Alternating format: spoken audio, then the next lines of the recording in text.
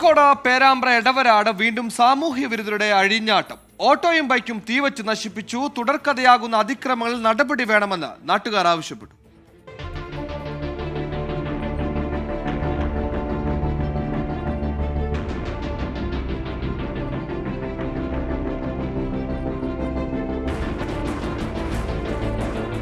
കോഴിക്കോട് പേരാമ്പ്ര എടവരാട് സ്വദേശികളായ മോഹനന്റെ ഓട്ടോയും ഷിബിന്റെ ബൈക്കുമാണ് അഗ്നിക്കിരയാക്കിയത്.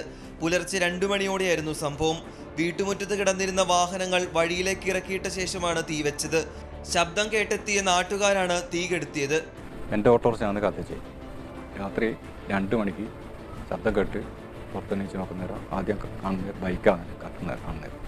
പിന്നെയാണ് ഓട്ടോറിക്ഷ കത്തുന്നത്. നാട്ടുകാരനെ ഒരാൾ വിളിച്ച് പറഞ്ഞ ശേഷമാണ് വണ്ടിൻ്റെ അടുത്തേക്ക് പോകുന്നത്. അപ്പോൾ രണ്ടും ഒന്നിച്ചാണ് കത്തുന്നത്. വാഹനങ്ങൾ പൂർണ്ണമായും കത്തി നശിച്ചു. കഴിഞ്ഞ മാസം ഇതേ പ്രദേശത്ത് മറ്റൊരു ഓട്ടോയ്ക്കും തീവച്ചിരുന്നു. ഓട്ടോറിക്ഷ തൊഴിലാളികൾ നൽകിയ പരാതിയിൽ പോലീസ് അന്വേഷണം ആരംഭിച്ചു. നാട്ടുകാരിൽ നിന്നും വിവരങ്ങൾ തേടുകയും സമീപത്തെ CCTV ഫുട്ടേജുകൾ ശേഖരിക്കുകയും ചെയ്തിട്ടുണ്ട്. 24 കോഴിക്കോട്.